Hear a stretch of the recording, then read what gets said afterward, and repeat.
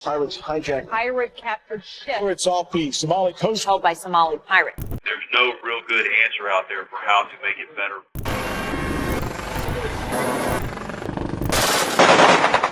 In the early, mist-shrouded hours off the Horn of Africa, a notorious group of Somali pirates launched from a hidden cove near the village of Isle, their small skiff skimming across the glassy surface of the Indian Ocean.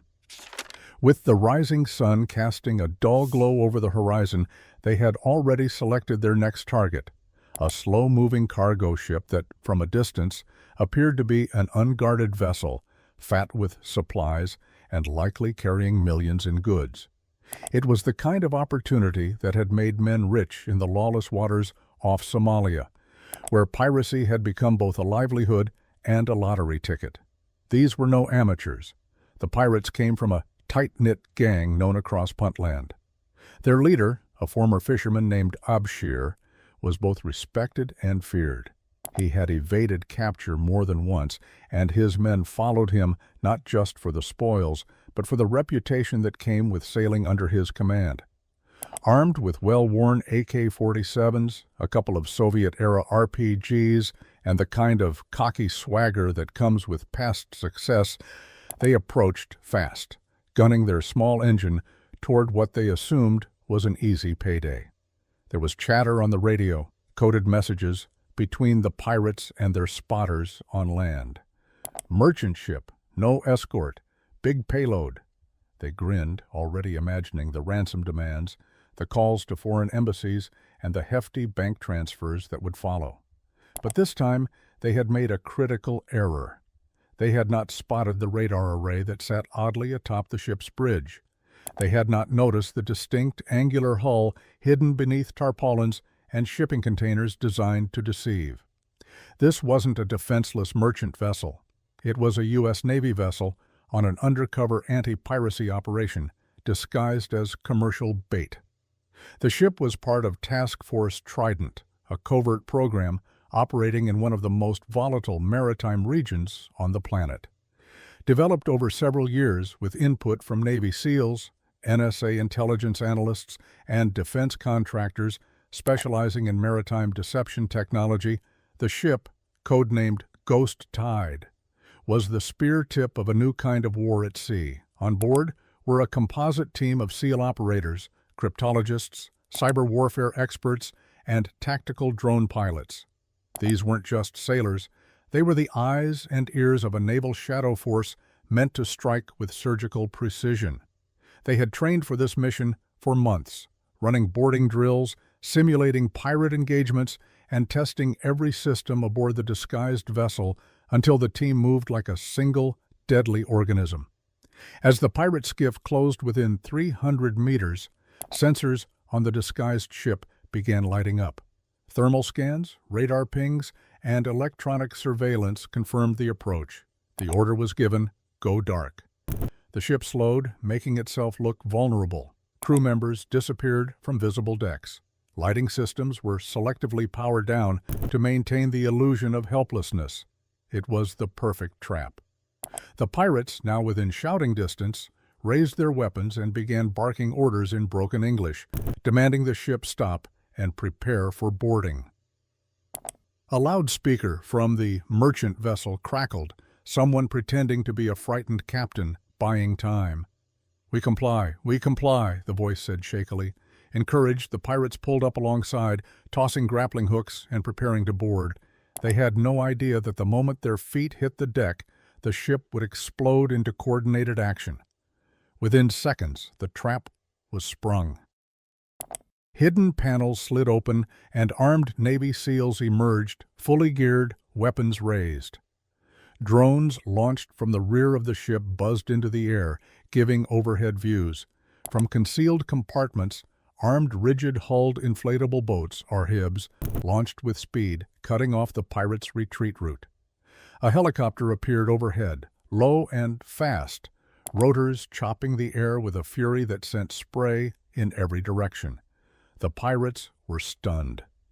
In the chaos, one of them fired his AK into the air in panic. But before any real exchange could erupt, they were overwhelmed, zip-tied, disarmed, and thrown face down on the deck. It took less than 4 minutes to subdue them all. No Navy personnel were harmed. The pirates, disoriented and humiliated, were escorted below deck for interrogation.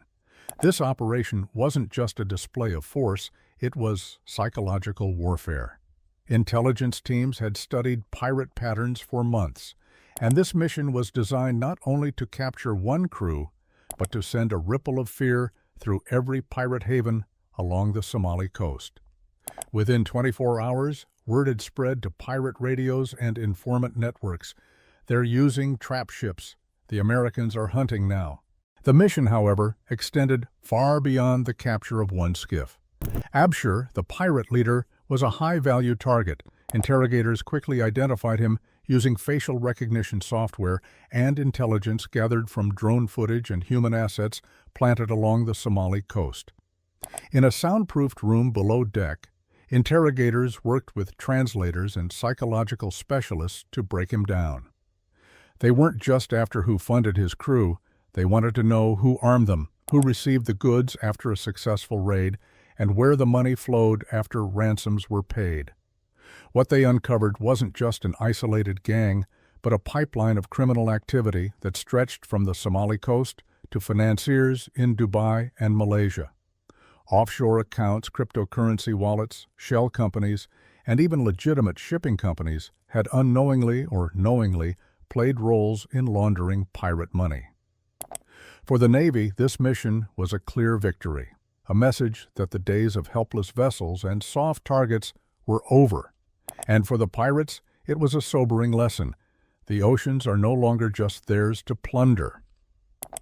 What makes this incident even more striking is the shift in strategy by Western naval forces.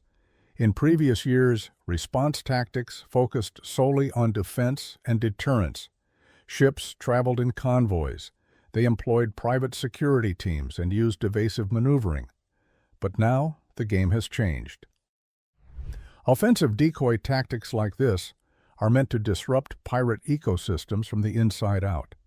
By capturing not just foot soldiers, but the logistics networks behind them, the Navy aimed to dismantle the very foundation of modern piracy.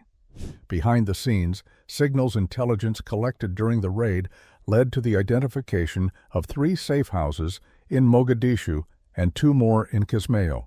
The following week, U.S. drones hovered silently over these locations, feeding real-time data back to analysts at CENTCOM. At least one compound was later raided by local Allied forces, resulting in arrests and the seizure of encrypted satellite phones, devices that had been used in past ransom negotiations with shipping companies in Europe and Asia. Back at sea, the Navy vessel returned to its disguise, resetting the trap. The pirates captured in the last ambush would soon be flown to an undisclosed location, handed over to international courts. But their mistake would echo loudly. In pirate-controlled regions, rumors began to circulate. Some merchant ships are not what they seem. Some will fight back. Some will end you before you even know what hit you. Among Navy circles, the mission was hailed as a textbook case. SEAL teams reviewed the footage in debriefs, identifying minor delays and fine-tuning future tactics. Every successful takedown like this provided valuable intelligence for the next. In the shadowy world of maritime operations, one successful sting could prevent 10 future hijackings. The modern Navy isn't just about brute strength. It's about intelligence integration. Every sensor, every drone, every satellite feed forms part of a larger neural net, an ecosystem of dominance that stretches across the world's oceans. It's a far cry from the old days of cannon fire and ship-to-ship combat. This is algorithmic warfare, predictive modeling, threat matrices. The SEALs aboard Ghost Tide weren't just soldiers. They were pieces in a networked machine capable of outthinking its enemies long before it outgunned them. Still, the threat of piracy is far from over. In the dark waters off East Africa, hundreds of other skiffs prepare each week. Young men, desperate and bold, are still being lured by the promise of fast money. For some, piracy is not a choice. It's the only perceived path out of poverty. But stories like this, of a team of pirates outwitted, outgunned, and arrested within minutes, serve as powerful deterrents. Each failed attempt chips away at the myth of pirate invincibility. And while the pirates may adapt, so will the Navy. Already R&D units are developing even more convincing disguises for decoy ships, including modular hulls that can shift configuration mid-voyage. Next-generation drones will be quieter, faster, and capable of facial recognition scans from hundreds of feet in the air. AI-based decision systems will allow for near-instantaneous command decisions, no longer waiting for human approvals in the middle of an ambush. At the same time, it raises questions about the future of naval operations. Will more decoy ships be deployed? Could this strategy be used in other hot zones, like the Strait of Malacca or the Gulf of Guinea? What happens when pirates begin to adapt to test the ships before boarding? The cat-and-mouse game at sea is evolving, and neither side is standing still. In the weeks following the ambush, the Navy saw increased chatter on pirate frequencies. There were reports of would-be attackers turning back at the last second, suspicious of ships that suddenly seemed too easy to target. Informants in pirate camps described a growing paranoia, a fear that any ship might be a decoy, that any boarding might end in arrest or worse. Some pirate leaders reportedly began offering higher pay to men willing to risk boarding, but fewer recruits were lining up. The glamour of piracy was beginning to tarnish, eroded not by moral awakening, but by cold, hard fear. For the first time in years, pirate attacks off the coast of Somalia dropped, not dramatically, but noticeably, a trend that, if sustained, could signal a turning point. Meanwhile, naval forces doubled down, more disguised ships were deployed. Operations expanded beyond Somalia, sweeping into the Indian Ocean and Red Sea. Satellite coverage increased. Even commercial vessels began using AI-assisted threat detection software, sending live feeds to coalition forces who could dispatch fast response teams in minutes. For the U.S. Navy, it wasn't just about piracy. It was about maintaining dominance over key global trade routes, about proving to allies and enemies alike that American power extended to every corner of the sea. The takedown off Somalia was one mission among many, but its precision and success made it a model for future operations. In a classified briefing weeks later, a senior Navy official put it bluntly, "Let them come, let them try. We're not hiding anymore, we're hunting." In the end, the failed pirate attack wasn't just a tactical victory. It was a warning, a reminder that in today's world, even the most confident criminals can be brought down by planning, technology, and the element of surprise. These weren't just pirates on a skiff. They were the latest in a long line of sea raiders who learned, too late, that the ocean doesn't forgive overconfidence, especially when you're facing down a Navy SEAL team disguised as bait. So next time you hear about pirates off the coast of Somalia, remember, not every ship is what it seems, and not every target will go quietly.